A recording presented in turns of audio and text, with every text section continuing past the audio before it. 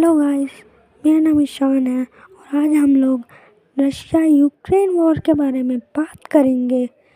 ये वॉर 24 फरवरी 2022 में शुरू हुआ था।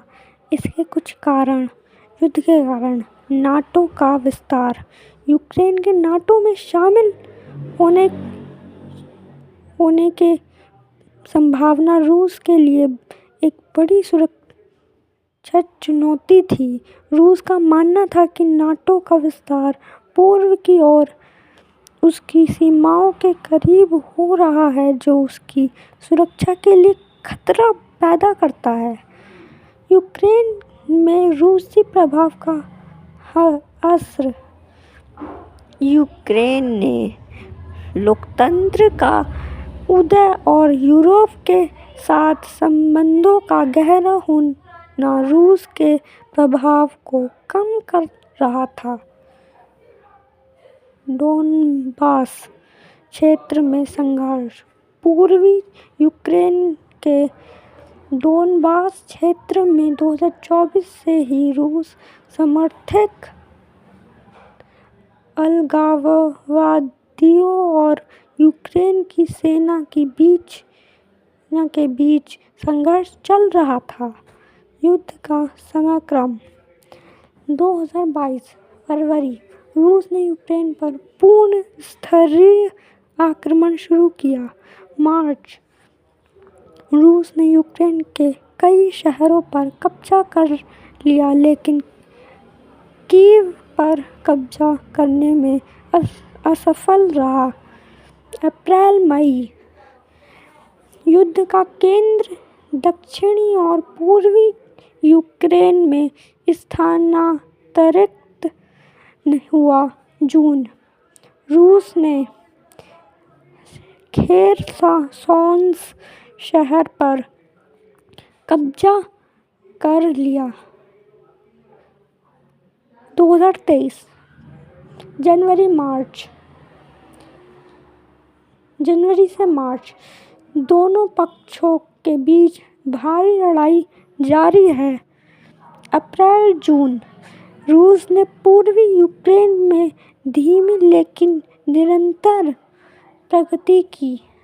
जुलाई सितंबर, यूक्रेन ने काउंटर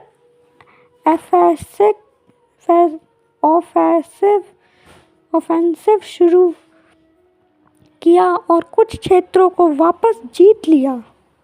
2024 जनवरी मार्च, दोनों पक्षों के बीच गतिरोध की स्थिति रही। अप्रैल से जून, रूस ने बखमुत शहर पर कब्जा कर लिया। जुलाई सितंबर, यूक्रेन ने दक्षिणी मोर्चे पर महत्वपूर्ण प्रगति की। 2025 जनवरी, युद्ध जारी है। दोनों पक्षों के बीच लड़ाई जारी है और कोई समाधान निकलता नहीं दिख रहा है। युद्ध का प्रभाव। मानवीय संकट। लाखों लोग विस्थापित हुए हैं और हजारों लोग मारे गए हैं। आर्थिक संकट। यूक्रेन की अर्थव्यवस्था तबाह हो गई है और रशिया पर इकोनॉमिक क्राइसिस हो रहे हैं, क्योंकि अमेरिका ने रशिया पर सैंक्शंस लगा दिए हैं। राजनीतिक तनाव। रूस और पश्चिमी देशों के बीच संबंध तनावपूर्ण हो गए हैं। अभी फिलहाल कुछ न्यूज़ आई हैं।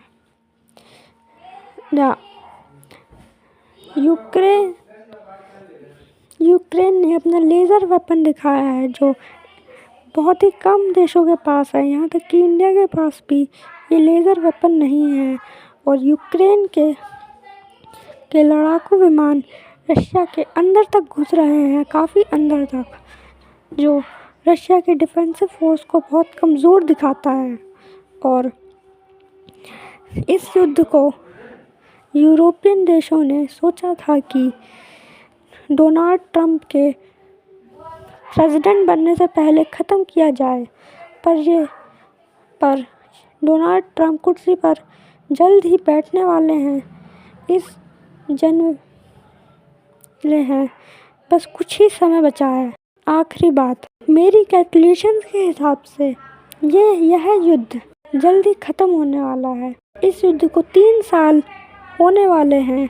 इस साल की 24 फरवरी को, लेकिन मेरी कैलकुलेशंस के हिसाब से अगले साल की फरवरी मंथ तक अप्रॉक्सीमेटली ये युद्ध 90% चांस है कि रुक जाएगा, परंतु इसका कोई ठोस प्रमाण नहीं है। इस युद्ध की वजह से डूम्सडे क्लॉक, यह क्लॉक एक ऐसी क्लॉक है जो ये बताती है कि इंसानियत कितना करीब है अपने ख़त्म होने के, ऑल्सो नोन एज डिस्ट्रक्शन के।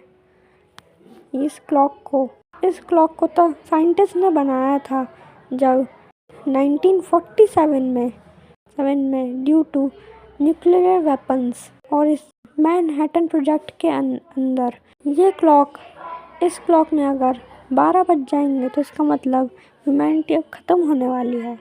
अभी इस क्लॉक में केवल 90 सेकंड्स हैं और अब कई युद्ध सामने आ रहे हैं जिनकी वजह से शायद ये क्लॉक भी 2023 तक इस क्लॉक में 90 सेकंड्स बचे हुए थे।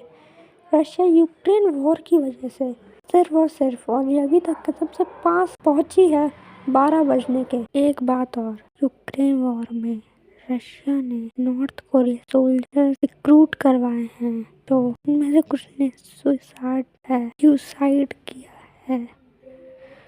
और रशिया में ओपन इंटरनेट इतना तो नहीं है, पर होने के कारण ये लोग इंटरनेट से एडिक्ट हो गए हैं। की वजह से रशिया को काफ़ी समस्याओं से जूझना पड़ रहा है।